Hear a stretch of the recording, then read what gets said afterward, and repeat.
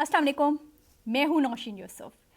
TLP को कलअदम करार दिया जा रहा है, पाबंदी आयद की जा रही है, तो किन वजूहात पर उस पर पाबंदी आयद की जा रही है, क्या चार्जशीट है, तो उस हवाले से आज मैं आपसे शेयर करती हूं कि टीएलपी पर जो पाबंदी आयद की जा रही है वो एंटी टेररिज्म एक्ट जो है उसकी सेक्शन 11B1 के तहत आयद की जा रही है।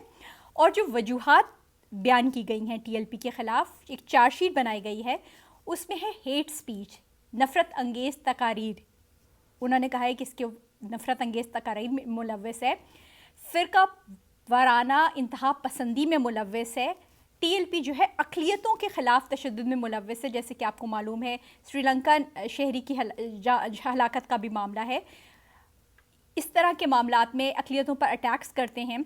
इसके साथ साथ हुजूम, मॉब वायलेंस में मुलव्वस हैं, निजी और सरकारी इमलाक को नुकसान पहुँचाते हैं।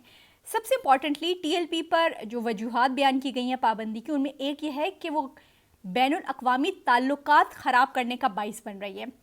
उसमें अमेरिका और फ़्रांस का ज़िक्र है कि इन ममालिक के सफ़ीरों को निकालने की बात की, इन्होंने मुतालबात किए, फिर इन्होंने उनकी प्रोडक्ट्स के बायकॉट की बात की, जो ताल्लुकात बैनुल अक़वामी जो हमारे ख़राब करने का जो है वो बाइस बनते हैं।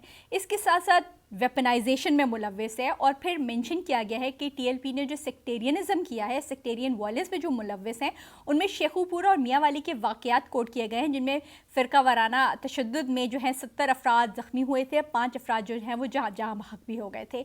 जबकि जो हालिया मुजाहरे हुए हैं टीएलपी के, उनमें भी पुलिस एहलकार जो हैं वो शहीद हुए, लोग ज़ख्मी और जाँ बहक हुए। इसके साथ साथ जो टीएलपी के मुजाहरे थे, उनमें कुछ तो पुलिस एहलकार जो ज़ख्मी हुए, उनमें से ऐसे भी हैं जो कि उम्र भर के लिए माजूर हो गए। तो जो वजूहात हैं उनको बनाने के लिए जो वज़ारत दाखिला ने चारों सूबों इस्लामाबाद, गिलगित बल्तिस्तान, आज़ाद कश्मीर, इन सब से रिपोर्ट्स मंगवाई।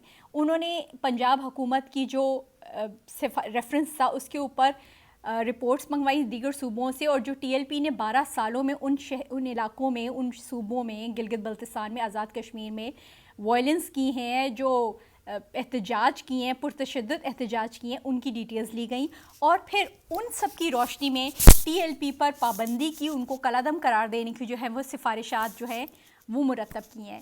इससे पहले मैं आपको अपने एक वीलॉग में बता चुकी हूँ कि टीएलपी क्योंकि इलेक्शन कमीशन में एक रजिस्टर्ड जमात भी है, तो फिर क्या तरीक़ाकार होगा, क्योंकि उसकी रजिस्ट्रेशन भी वहाँ से फिर मनसूख होगी। तो देखते हैं आगे क्या होता है। अब टीएलपी पर पाबंदी की जो वजूहात बनाई गई हैं, जो सिफारिशात तैयार की गई हैं, वो आज मैंने आपसे शेयर की।